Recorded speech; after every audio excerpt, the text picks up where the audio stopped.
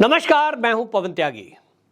मणिपुर हिंसा को लेकर के सुप्रीम कोर्ट में सुनवाई हुई और उस सुनवाई के दौरान जहां एक तरफ कुकी समुदाय की तरफ से कपिल सिब्बल समेत कई जाने माने बड़े वकील खड़े हुए, वहीं दूसरी तरफ सरकार की तरफ से यानी केंद्र सरकार की तरफ से सॉलिसिटर जनरल के रूप में आपको बताएं कि पूर्व केंद्रीय मंत्री स्वर्गीय सुषमा स्वराज की बेटी बांसुरी स्वराज खड़ी हुई और बांसुरी स्वराज ने जो सवाल सीजेआई के सामने प्रस्तुत किए, यानी जो 3 जजों की खंडपीठ थी, उसको बाकायदा आईना दिखाते हुए यह दलील रख दी कि मिलोड, आपने जो मणिपुर की हिंसा पर और महिलाओं के साथ जो यौन शोषण हुआ उस पर जो स्वतः संज्ञान लिया, उसके लिए आपका धन्यवाद है।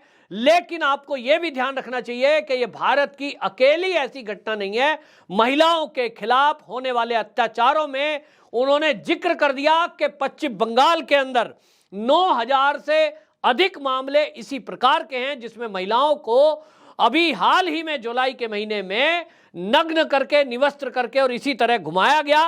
वहीं उन्होंने कहा यह अदालत मणिपुर में जिस भी तरीके से मामले की जांच कराना चाहती है, ठीक उसी तरह की जांच पश्चिम बंगाल, राजस्थान, छत्तीसगढ़ और केरल में भी होनी चाहिए, जहां इसी तरह की घटनाएं हुई हैं।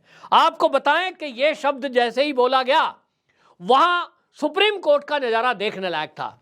जो सीजेआई केंद्र सरकार को यह कह रहे थे कि मणिपुर पे या तो केंद्र कुछ करे वरना हम कुछ करेंगे, सीधा सीधा उसी समय एक सवाल उठ रहा था और पूरे देश में सोशल मीडिया पर यह एक चर्चा उठ गई थी कि जो सीजेआई को गुस्सा आ रहा है मणिपुर पर, इनको गुस्सा पश्चिम बंगाल पर क्यों नहीं आया। राजस्थान में जो रेप सबसे नंबर 1 पर है और रेप हो रहे हैं आए दिन, इस पर क्यों गुस्सा नहीं आया, जहां 6000 का आंकड़ा रेप का पार कर दिया एक ही साल के अंदर। फिर बिहार हो या छत्तीसगढ़, वहां की घटनाओं पर क्यों नहीं आता। तो यह पक्षपाती रवैये का लेकर के चर्चा सोशल मीडिया और मीडिया पर चल रही थी। मुझे लगता है सरकार तक ये चीजें पहुंचती हैं और इसीलिए सॉलिसिटर जनरल के रूप में जो ये बांसुरी स्वराज ने मुद्दा उठाया, ये वाकई में बहुत महत्वपूर्ण मुद्दा है और अब सीजेआई को इस सोचने को मजबूर कर देगा। हालांकि इस मुद्दे पर जो सीजेआई की तरफ से प्रतिक्रिया आई, उसमें उन्होंने ये कह दिया कि आप ऐसा नहीं कह सकते कि साहब मणिपुर वाली हिंसा छत्तीसगढ़ में भी हो रही है या बंगाल में भी हो रही है, तो वो ठीक थी, इस पर कोई बात नहीं करी।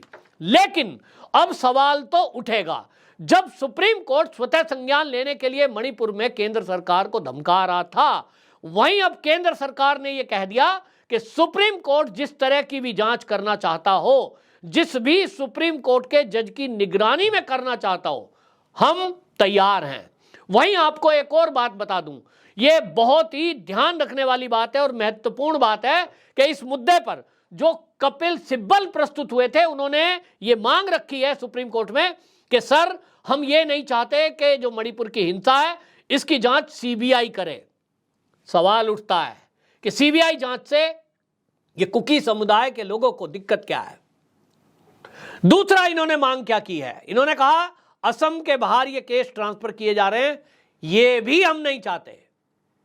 क्यों?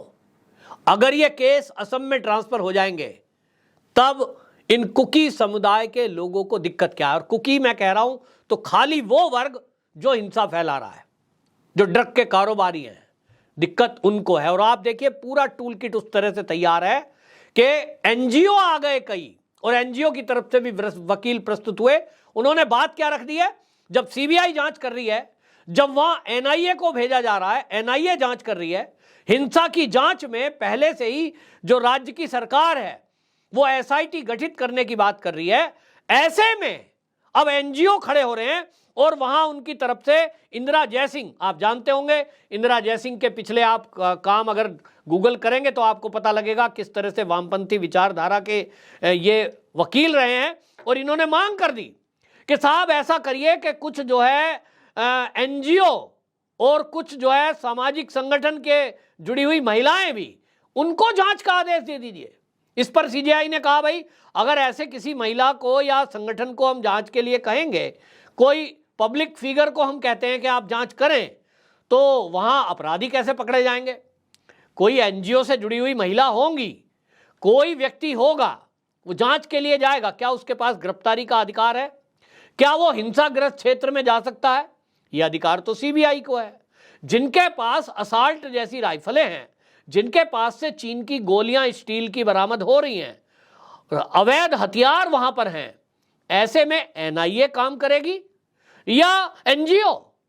लेकिन आप देखिए, पूरा उस तरह का एक खाका खींच दिया गया कि ये केस होगा, फिर इसमें एनजीओ इन्वॉल्व होंगे, फिर वो अपनी एक रिपोर्ट लाएंगे, फिर किसी जज की निगरानी में जो जांच हो रही होगी फिर उसको बताएंगे, और ये कोर्ट में भी हो रहा है।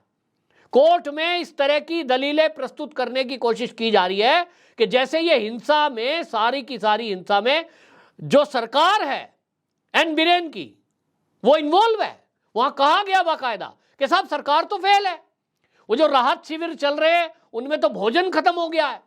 जो लोग मारे गए हैं, जिन महिलाओं के साथ रेप हुए हैं, उनकी मोर्चरी में डेड बॉडी रखी है, उनका कोई अंतिम क्रिया करने वाला नहीं है क्योंकि वो राहत शिविर में है।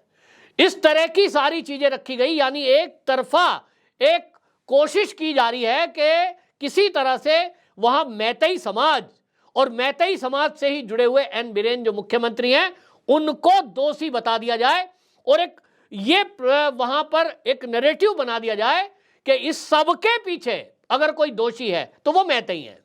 जबकि आप देखिए, ये बात बार बार उठ रही है कि अगर वो वीडियो 4 मई का है तो 19 जुलाई को मानसून सत्र शुरू होने के जस्ट एक दिन पहले, यानी कुछ घंटे पहले वो प्रसारित होता है। तो सोचिए कि किसी ने अगर वो वीडियो बनाई है, 4 मई को वो वीडियो बनी है, उतने दिन वो वीडियो ना तो किसी समाज में गई, ना पुलिस के पास गई, ना सेना को दी गई, और वो मोबाइल में संजो के रखी गई।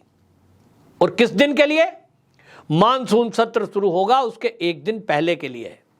और ये जो विपक्षी पार्टियां चिल्ला रही हैं, जो सदन को नहीं चलने दी जा रही हैं, इनके ऊपर यही सवाल खड़ा होता है कि अगर ये वीडियो वायरल नहीं होती, ये वीडियो सामने नहीं आती, तो क्या उसके पहले, आप देखिए 19 जुलाई के पहले ये जो INDIA गठबंधन के लोग हैं ना, कांग्रेस समेत, क्या ये मणिपुर की हिंसा पर बोल रहे थे? आप पूरा गूगल कर लीजिए, पुराने अखबार खंगाल लीजिए, एक भी बयान किसी विपक्षी पार्टी के नेता का इस मणिपुर के जलते हुए, इस मणिपुर की हिंसा पर और जो मैतेई समाज के ऊपर हमले हो रहे थे, इस पर एक बयान नहीं है। सवाल उठता है क्यों? जब यह हिंसा मई के महीने में, बल्कि अप्रैल के लास्ट से शुरू हो गई, उसके बाद से लगातार बड़े बड़े हथियारों से हमले हुए हैं। मैतेई समाज के पास कौन से हथियार हैं? खाली लाइसेंस की बंदूकें हैं। और दूसरी तरफ जो हमलावर हैं वो ड्रग के कारोबारी हैं। मैं किसी समाज को नहीं कह रहा हूं इसके लिए दोषी, पूरा कुकी समाज, पूरे जो नगा समाज, वो इस हिंसा में इन्वॉल्व नहीं है। आम नागरिक शांति से रहता आया है, शांति से रहना चाहता है, लेकिन वहां कुछ ड्रग के कारोबारी, अवैध हथियारों के कारोबारी और मानव तस्करी करने वाले लोग उस पूरे हिल एरिया पे अपना कब्जा करना चाहते हैं। और बड़े पैमाने पर उनके पास जो राइफलें और असला मिला है वो हमारी सेना और पुलिस के पास भी नहीं है। वो अगर गोली चलाएंगे, एक तरफ है लाइसेंसी एक नाली या दुनाली बंदूक, सोचिए, और एक तरफ है असॉल्ट राइफल, एक तरफ है छर्रे वाली गोली, और एक तरफ है स्टील की बुलेट जो बुलेट प्रूफ जैकेट को भी भेद देती है, जो कार में भी घुस जाती है, जो घर के मकान की दीवार को छेद देती है। ऐसी गोली उन नशे के कारोबारियों पर है, आतंकवादियों पर है। और उसके सामने मैतेई समाज की महिलाएं निहत्ती, मैतेई समाज के पुरुष निहत्ते, या तो वो एक नाली दुनाली बंदूक लिए हुए, वो भी लिमिटेड। कौन मरा होगा ज्यादा? आपका क्या आइडिया है? एक तरफ पहाड़ की चोटी पे बैठे हुए आतंकवादी और उसके पास स्नाइपर जो निशाना मारती है 2-3 किलोमीटर दूर तक, वो राइफल है, और एक तरफ घाटी में बैठे मैतेई समाज के लोग। किसकी कैजुअल्टी ज्यादा हुई होगी?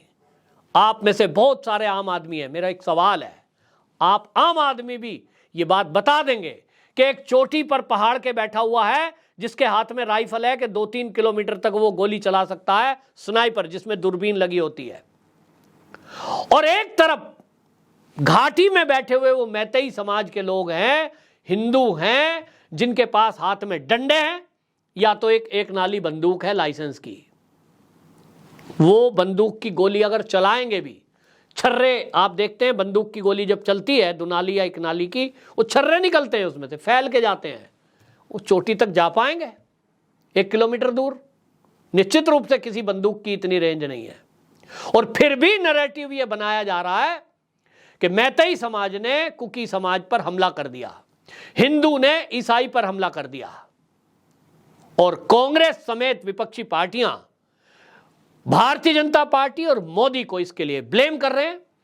संसद में, दोनों सदनों में अलग अलग सदन के नेता, राज्यसभा में पीयूष गोयल और विधानसभा के अंदर पहले ही राजनाथ सिंह जी बोल चुके हैं, बाकी और केंद्रीय मंत्री बोल चुके हैं कि हम मणिपुर की हिंसा पर चर्चा को तैयार हैं, लेकिन उन्हें चर्चा करानी नहीं है।